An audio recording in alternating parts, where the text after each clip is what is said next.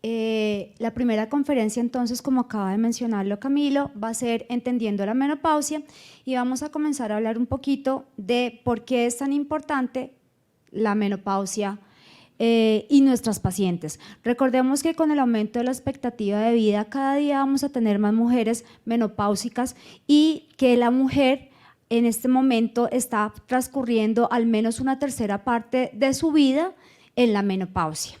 Como conflicto de interés, debo declarar que he sido conferencista para diferentes eventos para la industria, que como ustedes saben, este es un evento financiado por la industria, pero el contenido ha sido elaborado de manera independiente por mi parte, es organizado por mí.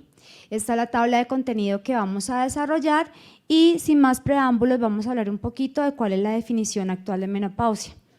Se define menopausia como el cese de las menstruaciones durante 12 meses, pero pues obviamente para hacer el diagnóstico clínico tenemos que hacerlo de forma retrospectiva, porque pues deben haber pasado 12 meses de la paciente en ausencia de menopausia sin que exista alguna condición patológica que la precipite. La edad promedio de la menopausia es alrededor de los 51 años y medio, y el evento fisiológico que la desencadena es la depresión folicular y la consecuente hipoestrogenemia, que va a elevar la FSH. La transición de la perimenopausia, puede durar aproximadamente unos 4 años antes de que llegue el cese de las menstruaciones, y se va a manifestar como alteraciones de la regularidad de los ciclos, como cambios hormonales acompañados de algunos síntomas como pueden ser las oleadas vasomotoras, las oleadas de calor, síntomas vasomotores acompañantes, trastornos del sueño, cambios en el estado de ánimo y la sequedad vaginal. 80% de las mujeres pueden experimentar en algún momento de la transición o ya de la menopausia instaurada las famosas oleadas de calor, pero solamente un 20% de las pacientes van a consultar por este síntoma, y es importante mencionar que la mayoría de mujeres no recibe asesoría profesional, sino es orientada por amigas, por familiares, o busca en Google, en internet, qué es lo que le está pasando y qué es lo que tiene que hacer, y ahí es donde debemos nosotros poder actuar, intervenir y guiar a nuestras pacientes. Hablar un poco de esto es una tabla en la cual se habla de el estadio reproductivo de las pacientes, y aquí fíjense que ya para hablar de la menopausia no estamos hablando de edades fijas, sino estamos hablando de su relación con el último periodo menstrual para hablar de transición a la menopausia y de posmenopausia. Sin embargo, si tenemos una paciente con cese de las menstruaciones y criterios para menopausia antes de los 40 años, estamos ante una menopausia precoz.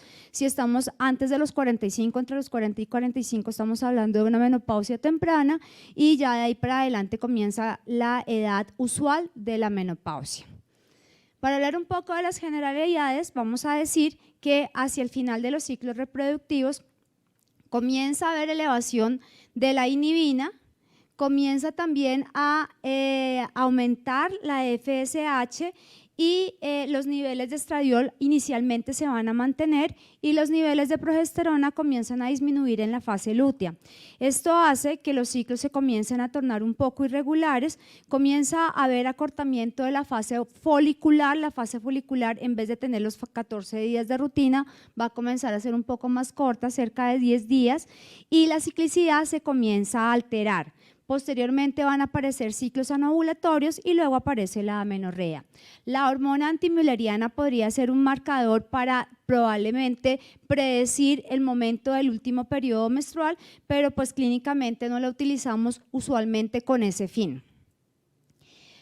Antes de que cesen las menstruaciones, una gran parte de las mujeres comienza a experimentar sangrados abundantes y prolongados, probablemente por exposición sostenida del endometrio a los estrógenos sin oposición, por ciclos anovulatorios, o también porque las concentraciones de estrógenos respecto a al comienzo del descenso de los niveles progestacionales en la fase lútea termina siendo exagerada para la cantidad de progesterona que se está secretando y es mucho más común en mujeres con sobrepeso y obesidad que haya irregularidades del ciclo menstrual y menstruaciones abundantes.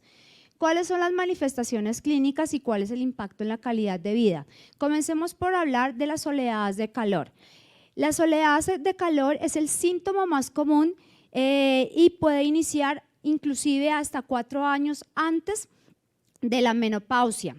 Puede presentarse hasta en un 40% de las mujeres en la pre o perimenopausia y hasta en un 60% u 80% una vez se instaura la menopausia, es decir, una vez la mujer llega al cese de sus menstruaciones. Pero solo un 20 a 30% de las mujeres va a consultar por este síntoma antes de que comience antes de que llegue el cese de las menstruaciones, las oleadas de calor pueden presentarse en el momento cercano a que vaya a llegar la menstruación, es decir, alrededor del momento de la menstruación o durante la menstruación. Característicamente los síntomas van a ser inicialmente leves o moderados, usualmente no van a requerir terapia, por eso las pacientes no consultan y se manifiesta por una sensación súbita de calor que comienza a ascender en cara y pecho y que rápidamente se extiende a todo el cuerpo, que dura aproximadamente unos 2 a 4 minutos y que después se acompaña de sudoración profusa. Puede ir acompañada también de palpitaciones y una vez cesa la sudoración, entonces puede haber un momento de escalofrío, de temblor para volver a elevar la temperatura y puede acompañarse también de ansiedad. Es mucho más común que las pacientes manifiesten las oleadas de calor en la noche y por eso también presentan alteraciones en su calidad del sueño. La mayoría de las mujeres experimenta resolución espontánea algunos años después de haber iniciado todo el periodo de la menopausia, de sus oleadas de calor, pero esto va a tener un importante impacto en calidad de vida. Hasta un 94% de las mujeres reportan alteración de la calidad del sueño porque las despiertan las oleadas de calor, especialmente iniciando el sueño. 84% van a referir alteraciones en la concentración, 85% alteraciones del estado de ánimo. Al día siguiente la paciente se siente sin energía para cumplir sus actividades diarias y 61% al menos van a referir alteración en su función sexual y en su interacción con la pareja. Dependiendo de la frecuencia, severidad y duración de los síntomas, puede impactar negativamente la calidad de vida. Y si decimos que el promedio de edad son los 51 años y medio, pues vamos a tener que muchas mujeres están en la cúspide de su desarrollo profesional y les va a alterar también la parte laboral. Factores de riesgo, obesidad, porque hay mayor concentración de estrona y mayor conversión de androstenediona en el tejido adiposo. Paradójicamente, estas mujeres que tienen más concentración hormonal van a tener más oleadas de calor, así que bajar de peso podría ser algo que les ayude. El tabaquismo, el sedentarismo también son factores de riesgo. La mujer en esta etapa de la vida va a disminuir su actividad física. Factores étnicos, sabemos que las mujeres japonesas, las chinas o las orientales, las caucásicas tienen menos oleadas de calor que las afrodescendientes y algunos factores genéticos. La duración va a ser variable al igual que el momento de inicio y la intensidad de los síntomas, pero en promedio va a durar más o menos unos 4.9 años. Algunas mujeres van a tener persistencia de la sintomatología vasomotora inclusive 10 a 20 años después del último periodo menstrual. En el estudio SWAN, en 1.449 mujeres, la mediana de duración fue de 4.5 años, con una duración hasta de 7.4 y aquellas que iniciaron tempranamente con la sintomatología vasomotora tuvieron una duración mucho más prolongada, inclusive por encima de los 10 años. En cuanto a las trayectorias, que aquí las ven dibujadas en este gráfico, lo que vamos a ver es 4 tipos de trayectorias, aquellas que inician tempranamente en la periodo transicional y que se van a caer abruptamente al momento de llegar a la menopausia. Más o menos el 18% de las mujeres tienen un inicio temprano, más o menos un 29% un inicio tardío cercano al momento del último periodo menstrual, un 25% van a tener un inicio temprano, una frecuencia y una intensidad alta con una persistencia de la sintomatología, y un 27% van a tener una frecuencia baja. Esto es importante porque pues también determina qué pacientes en teoría por las oleadas de calor van a consultar y van a requerir tratamiento. Algunos factores genéticos han sido implicados en que las mujeres presenten una mayor severidad o frecuencia de las oleadas de calor, como por ejemplo mujeres con variaciones en el gen que codifica para el receptor T3 de taquiquinina, que queda en el cromosoma 4 y que es el encargado de la secreción de GnRH. Sin embargo, pues se necesitan más estudios para saber si esto tiene algún impacto, predecirlo o saberlo para lo que es calidad de vida de la paciente. ¿Cuál es la fisiopatología de las oleadas de calor? Básicamente, la hipoestrogenemia va a tener una acción directa sobre el hipotálamo. Recordemos que el hipotálamo regula apetito, sueño, temperatura, y esto va a generar una disfunción del centro termorregulador con un estrechamiento de la zona termoneutral. Inmediatamente se dispara una oleada de calor por diferentes mensajeros, ya sean neurotransmisores o hormonales como la epinefrina, la norepinefrina, las prostaglandinas y la serotonina. Hay una vasodilatación que induce también puede acompañarse de palpitaciones, que son síntomas vasomotores también autonómicos, y de sudoración profusa para intentar bajar la temperatura que ha subido. Después de la sudoración profusa, entonces al bajar la temperatura va a aparecer el escalofrío buscando aumentar la temperatura y llevarla nuevamente a el valor normal. Otras manifestaciones que acompañan la menopausia van a ser los trastornos del sueño, inducidos o no por las oleadas de calor, que va a depender, son un poco más comunes cuando la mujer ya ha entrado francamente en menopausia, como se ve ahí en la esquina. Hasta un 45% de las mujeres van a tener trastornos del sueño. La depresión, cuyo riesgo es 2.5 veces mayor en la época de la transición a la menopausia. Vamos a hablar ahora más adelante del tema por los especialistas. Ansiedad, que puede también ser causa de trastornos del sueño o trastornos de la memoria, que están aquí anotados en la parte cognitiva. El síndrome geniturinario de la menopausia, que tiene todo un capítulo completo cuando hablamos de menopausia. Y la osteoporosis. Recordemos que en los 2 primeros años, si la paciente no está con terapia hormonal menopáusica, podemos tener pérdida de la masa mineral ósea acelerada, hasta en un 20 a 30% de la masa mineral ósea se puede perder en ese momento. También es frecuente la mastalgia por fluctuaciones en los niveles de estradiol, la migraña, que en la época transicional se va a relacionar con la menopausia por deprivación, las artralgias, también en relación con el sobrepeso y algunos otros factores relacionados con los síntomas de la menopausia. Y recordemos que se comienza después de los 40-45 a perder masa muscular, entonces vamos a tener sarcopenia y también podemos tener obesidad sarcopénica, y recuerden que son los músculos los que van a responder cuando nos vamos a caer, entonces pues hay un mayor riesgo de caídas y un trastorno en el equilibrio. Alteraciones en la composición corporal, aumento de peso, cambios en la piel, está también relacionado con demencia. Quiero ahora hacer hincapié un poquito en el tema de las oleadas de calor, los síntomas vasomotores y el riesgo cardiovascular, porque me parece que una de las cosas más importantes es responder esta pregunta. ¿Son las oleadas de calor un factor de riesgo para enfermedad cardiovascular? Y para ello tenemos varias publicaciones. Por ejemplo, aquí está esta de Rebecca Thurston en el año 2008, donde comienza a hablar de la relación entre oleadas de calor y enfermedad cardiovascular subclínica. Estos son los hallazgos del estudio SWAM. Y básicamente aquí lo que hicieron fue tomar 492 mujeres afroamericanas o caucásicas entre los 45 y los 58 años, mirar toda la parte de síntomas vasomotores y oleadas de calor, hacer medición mediante ultrasonido del flujo de la arteria braquial y establecer si había o no relación con riesgo cardiovascular. Y la conclusión pues es que definitivamente aquellas mujeres que manifiestan síntomas vasomotores y oleadas de calor tenían marcadores de pobre función endotelial o disfunción endotelial, como una disminución de la dilatación mediada por el flujo, una mayor posibilidad de calcificaciones aórticas, y todo esto son marcadores indirectos de enfermedad cardiovascular o de disfunción endotelial.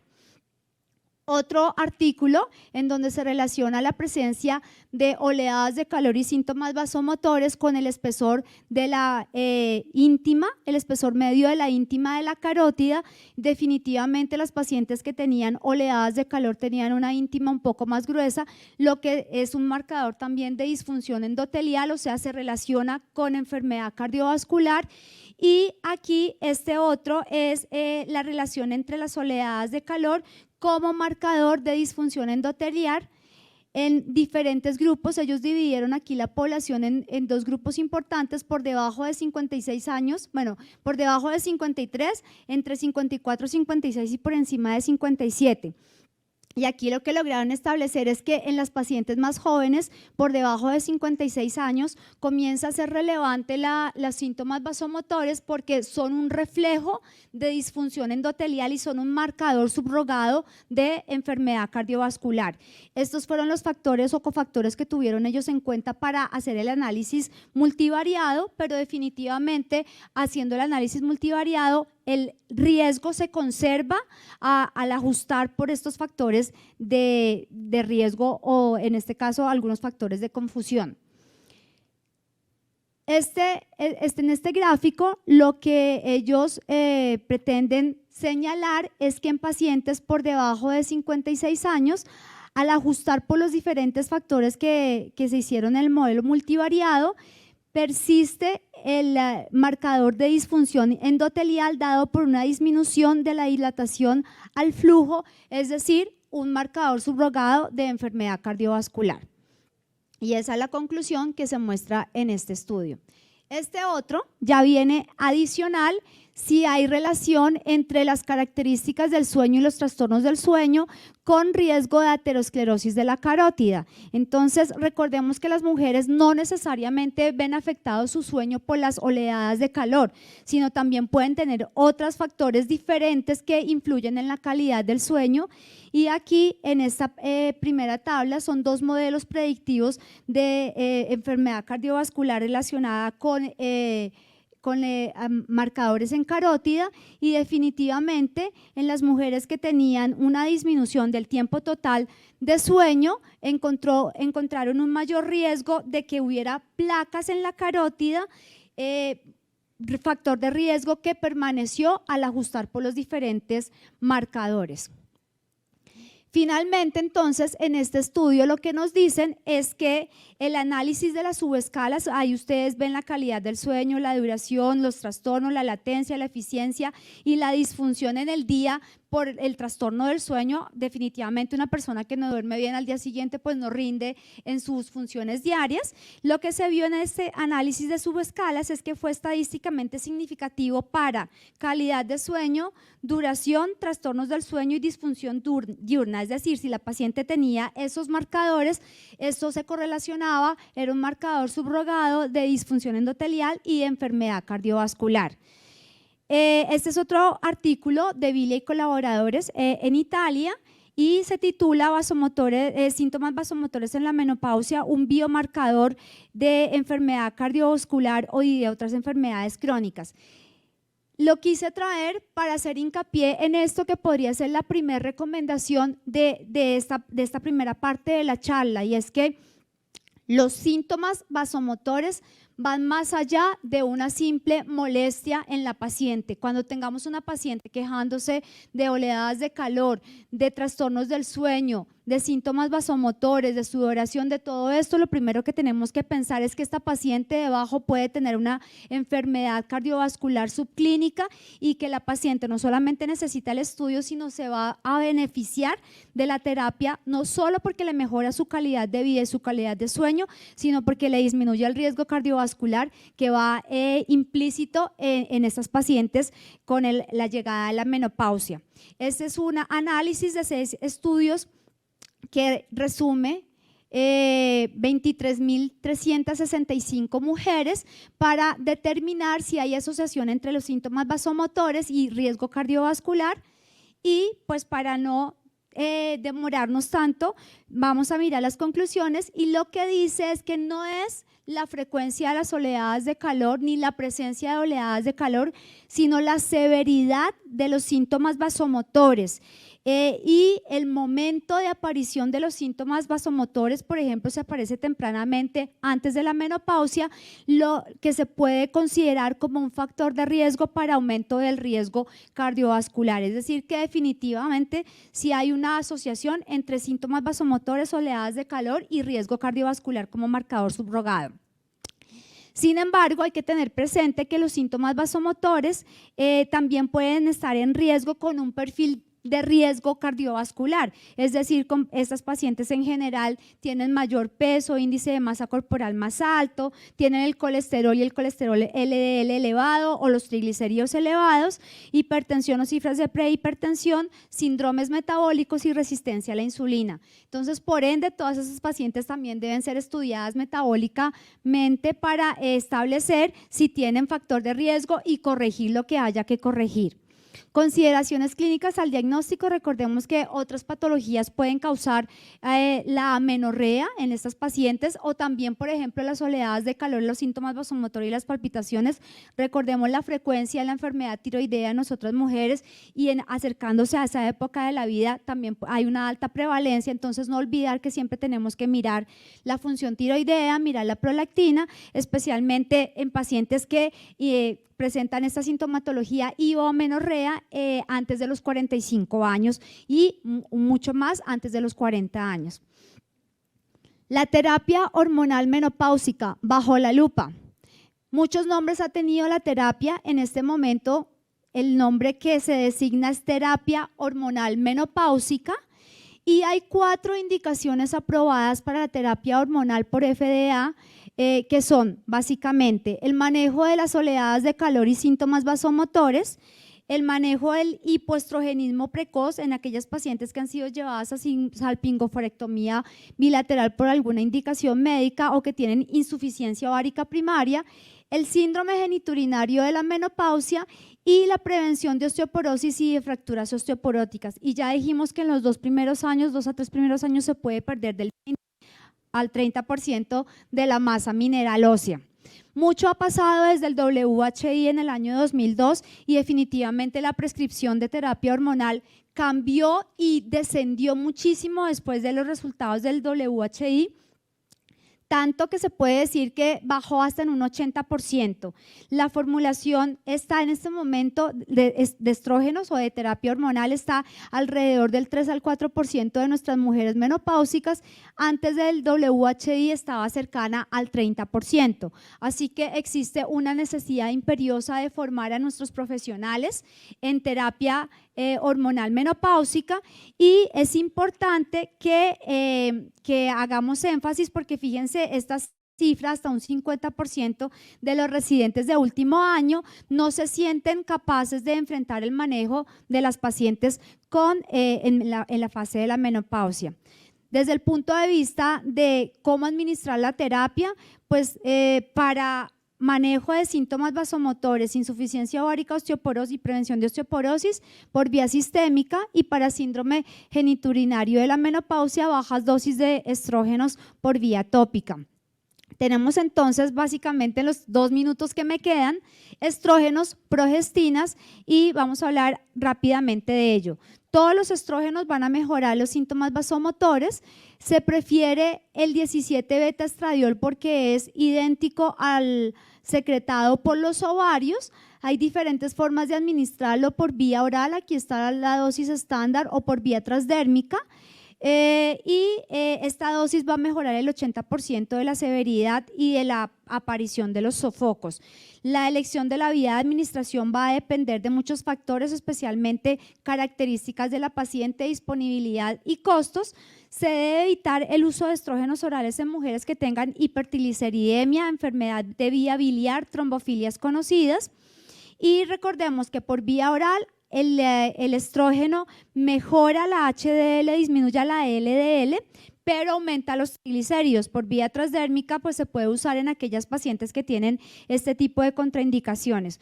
Un abrebocas para lo que viene después con el doctor Rosero, pues los estrógenos orales aumentan, la globulina transportadora de hormonas esteroideas sexuales, entonces disminuyen la testosterona libre y podrían tener impacto negativo de pronto en el tema de la libido.